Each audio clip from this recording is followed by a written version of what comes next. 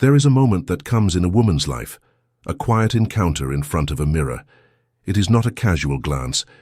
It is a deep, soul-level meeting. You look at your own face, and you see not just the woman you are today, but the map of a life fully lived. You see the ghost of the girl you once were, the echo of every tear shed and every joy embraced. The lines around your eyes are not just wrinkles. They are the physical record of thousands of smiles, the testament to a life rich with expression. The silver threads in your hair are not just a sign of age. They are strands of wisdom, earned in the fires of experience.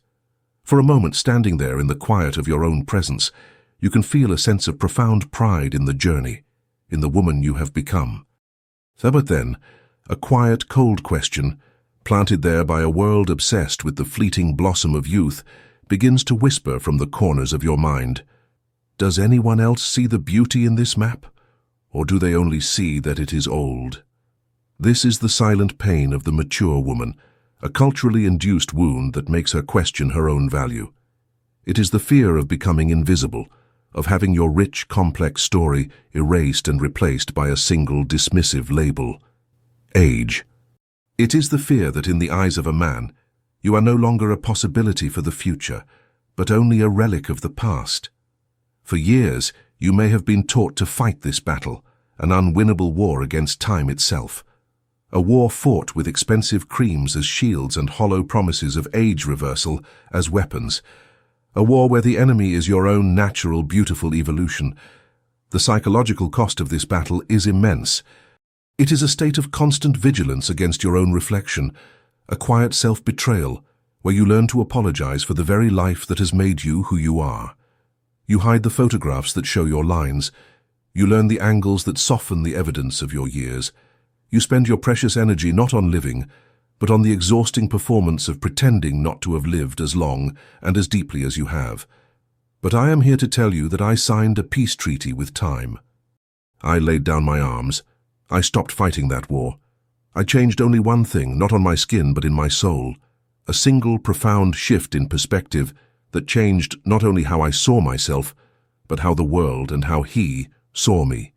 And in doing so, an unexpected miracle occurred.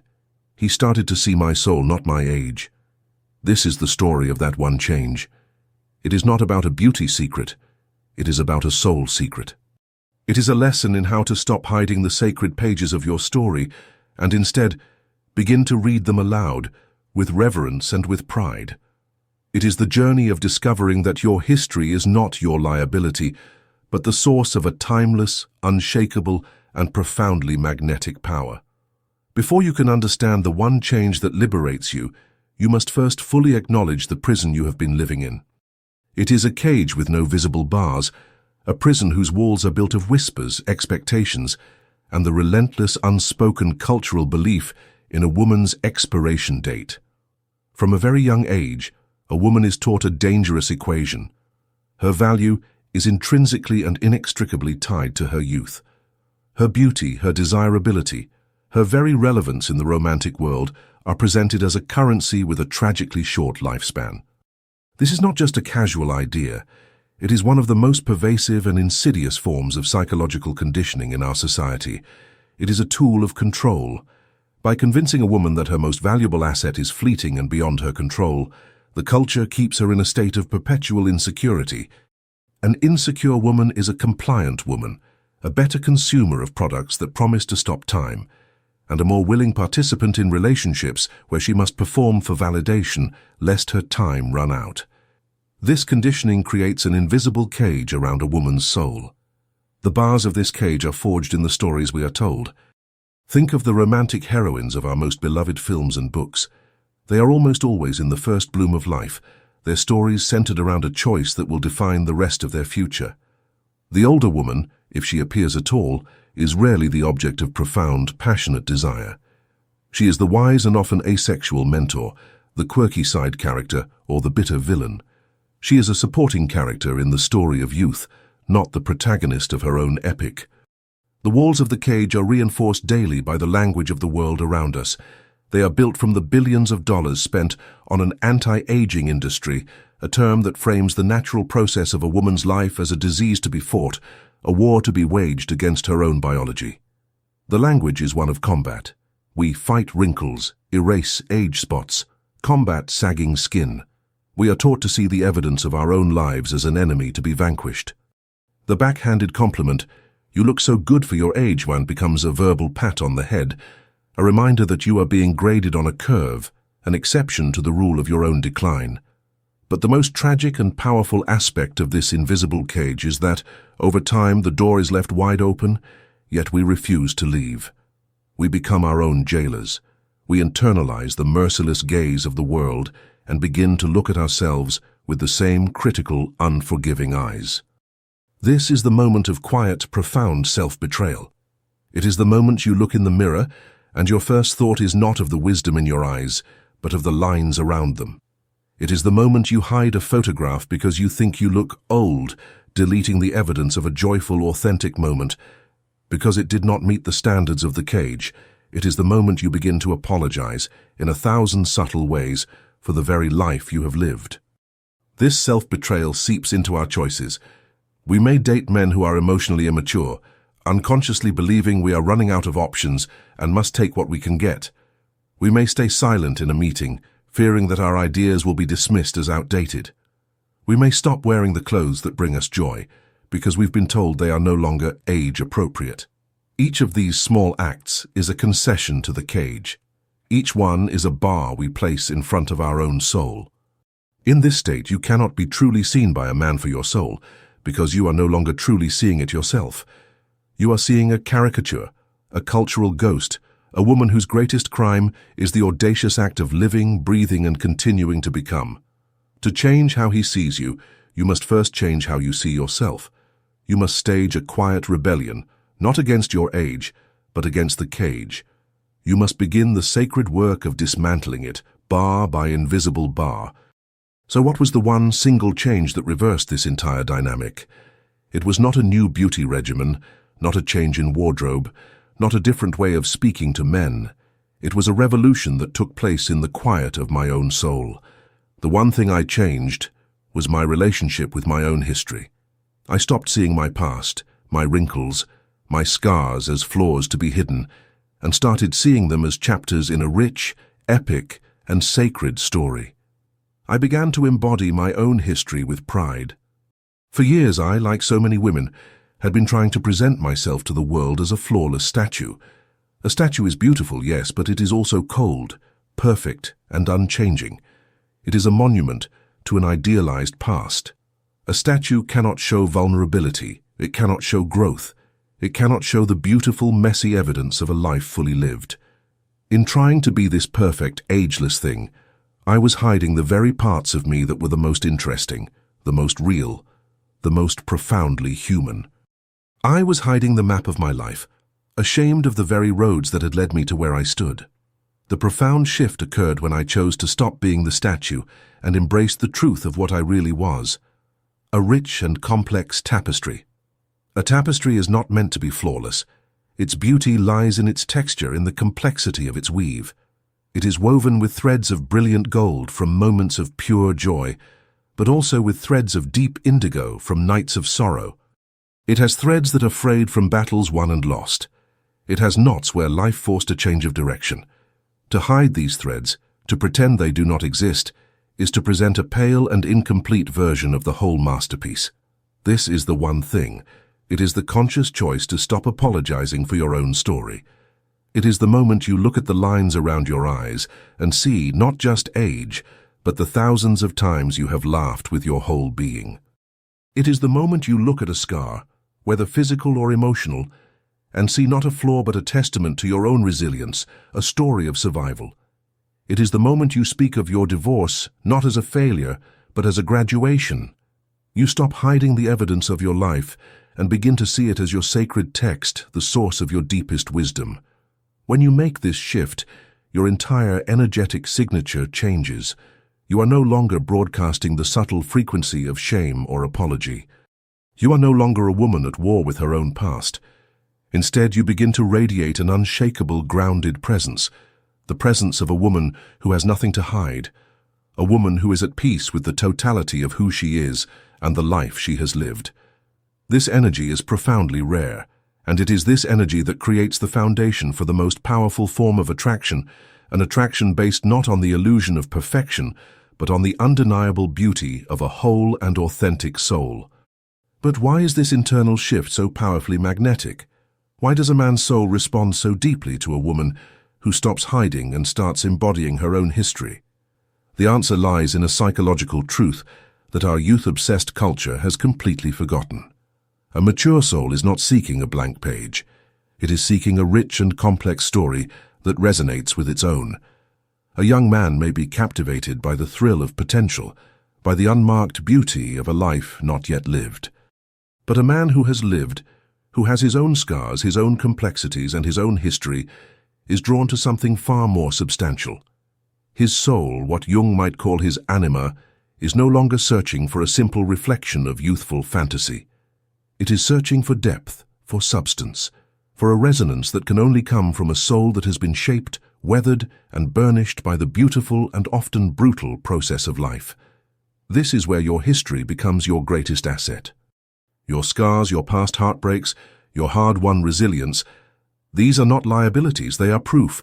They are proof that you have navigated the storms of life and have not only survived, but have integrated their wisdom. Your embodied history signals to his unconscious that you are a woman of substance, an emotionally stable ground in a chaotic world. This creates the ultimate, safe harbor. He feels on a level deeper than thought that he can be his whole self with you, including his own shadows, his own failures, and his own struggles, because he senses you have already made peace with your own. You are not a fragile thing that he must constantly protect from the world. You are a powerful and wise ally who has already faced the world and can meet him as an equal. This profound feeling of safety is something youthful naivety can never offer. Think of the difference between being drawn to a sparkling gemstone versus being in the presence of a mountain. A sparkling gemstone is brilliant, eye-catching, and desirable. It is perfect, flawless, and reflects the light beautifully. It creates a desire to acquire, to possess, to put on display. A mountain, however, cannot be possessed. You stand in awe of it. You feel grounded by its ancient, unshakable presence. You respect its history, which is written in the very lines of its rock, in the scars left by millennia of wind and rain. A mountain creates a desire not to own, but to be near, to align with its silent, enduring strength. When you stop hiding your history and begin to embody its wisdom, you shift from being the gemstone to being the mountain. The attraction a man feels for you changes category. It moves beyond simple physical desire and into the realm of profound respect and admiration. He is no longer just attracted to the way you look. He is captivated by the way you see the world. He is drawn to the wisdom in your eyes, the resilience in your stories, and the deep peace that comes from a woman who is no longer at war with herself. This is the true aphrodisiac of the mature feminine. It is a deep soul-level attraction that has nothing to do with the smoothness of your skin and everything to do with the rich, beautiful, and authentic texture of your soul. It is the irrefutable evidence that you are not just a fleeting season, but a timeless landscape. To move from intellectually understanding this truth to embodying it as your lived reality requires a practice. It requires a sacred moment where you consciously choose to rewrite the story you tell yourself about your own life. This is the alchemical work of turning the lead of shame into the gold of wisdom. We call this the golden thread ritual. This practice is inspired by the ancient Japanese art of Kintsugi, where broken pottery is mended not by hiding the cracks with invisible glue, but by fusing the broken pieces back together with lacquer dusted with powdered gold. The philosophy is profound. The breakage and repair are not moments of shame to be concealed. They are an integral part of the object's history, a testament to its journey. The object is considered more beautiful, more precious, and stronger for having been broken. The cracks, now filled with gold, tell a story of resilience and transformation. This ritual is how you practice Kintsugi on your own soul. First, the scar. Find a quiet moment where you can be with yourself, perhaps in front of a mirror or with a journal. Choose one aspect of your physical self or your life story that you have been conditioned to see as a flaw. It could be a line on your face, a scar on your body, a silver thread of hair, or a memory of a so-called failure, a divorce, a lost job, a moment of heartbreak. Do not choose the biggest wound to start. Choose something small, something manageable. Gaze upon this flaw not with your usual critical eye, but with the gentle, neutral curiosity of an archaeologist who has just discovered a precious artifact. Second, the story. Now, you will uncover the hidden wisdom within this flaw. The scar is not a mark of damage, it is a mark of a story.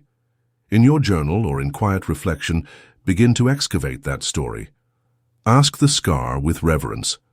What life experience do you represent? What was I going through when you were etched into the tapestry of my life? And then go deeper. Go. Ask, what strength did I have to find within myself to navigate that time? What did this experience teach me about resilience, about compassion, about the true nature of love, about myself? What wisdom was forged in that fire that I carry with me to this day? You are no longer just looking at a crack. You are reading a chapter of your sacred text. You are excavating the treasure that was buried beneath the pain. Third, the golden thread. Close your eyes. Bring the image of that scar, that line, that memory into your mind. See it clearly. Now, instead of seeing it as an imperfection, I want you to visualize a thread of luminous, molten gold pouring gently into it. See it flowing into every crevice, not to hide the crack, but to illuminate it, to honor it, to make it shine with a sacred light. Watch as the gold seals the break, not with the intention of erasing the past, but of celebrating it. The break is no longer a point of weakness. It is now the strongest part of the entire vessel. As you watch this golden light fill you, silently affirm to yourself, with all the conviction of your being, this is not a flaw. This is a map of my strength. This is my essence made visible. This is the one thing, this is the practice of changing your relationship with your own history. When you consistently practice this ritual, you are not just changing your mind, you are changing your energetic field. You stop broadcasting the subtle frequency of shame and apology, and you begin to radiate the quiet, unshakable confidence of a woman who knows that her entire story, with all its beautiful breaks and golden repairs, is a masterpiece of profound and unique beauty. When a woman begins to practice this alchemy, when she stops seeing her life as a collection of flaws and starts seeing it as a tapestry woven with golden threads, the change is not just internal, it radiates, and this is the moment the external world and the man in her life begins to respond to a completely new version of her. This is the payoff. This is how he finally starts to see your soul, not your age. The shift in his gaze is palpable. Before, when you were hiding your history, his eyes may have scanned the surface, unconsciously picking up on the subtle, discordant energy of your own self-judgment. But now, as you begin to embody your story with a quiet, unshakable pride, his gaze changes. It slows down. It deepens. He stops seeing the surface, the lines, the age, the map, and starts feeling the depth, the territory, the soul who has walked that map. He is no longer relating to a static, physical form that can be judged by the standards of time. He is relating to a timeless, dynamic, and radiant energy. Think of it this way. Before, he was relating to a photograph of you. A photograph can be beautiful, but it is a frozen, two-dimensional moment from the past. A relationship based on a photograph is about preserving an image, fighting against change, and mourning the inevitable fading of the original print. It is the energy of the flawless statue. But when you embrace your history, you are no longer a photograph. You become a living, breathing river. A river is a force of nature. It has depth, it has powerful undercurrents, and its story is carved into the very landscape it moves through. You do not judge a river for not being the same as it was yesterday. You stand in awe of its constant, dynamic, life-giving flow. When you embody your own story, you shift from being the photograph he analyzes to the river he experiences. This is what he begins to fall in love with. Not with the memory of the girl you once were, but with the powerful, undeniable, and authentic truth of the woman you are right now. He begins to listen to your stories of past struggles, not with pity, but with a newfound reverence for your resilience. The lines on your face are no longer just lines. They become the visible proof of a life that fascinates him. He finds your opinions, shaped by decades of real-world experience, more compelling than the easy certainties of those who have not yet lived. He falls in love with your story, because you finally fell in love with it first. This is the one thing you changed. You stopped being the editor of your own life, cutting out the parts you deemed unworthy, and you became its devoted, loving author. And a man of depth will always inevitably be captivated by a well-written soul. We began our journey in front of a mirror, questioning the map of time etched upon a woman's face. We have walked through the invisible cage of cultural expectation and arrived at a profound, alchemical truth. The one thing that changed everything was never a cream, a procedure, or a performance. It was a sacred shift in perspective. It was the moment you stopped fighting a war against your own history and began a loving partnership with your own unique story. The ultimate reframe is this: the way to make a man see your eternal, ageless soul is to first fall deeply and unapologetically in love with the profound beauty of your own unrepeatable history. When you treat your scars as sacred texts, when you see your past not as a collection of regrets but as a library of wisdom, you begin to radiate an energy that transcends the physical. You become timeless. He does not see past your age to find your soul. He sees the soul through the rich and beautiful evidence of your age. Your story is not your liability, it is your legacy, and it is the most authentic, the most powerful, and the most magnetic thing you will ever own. Embrace it. Illuminate it with threads of gold, and the right man will have no choice but to stand in reverent awe of the masterpiece that is, and has always been, you.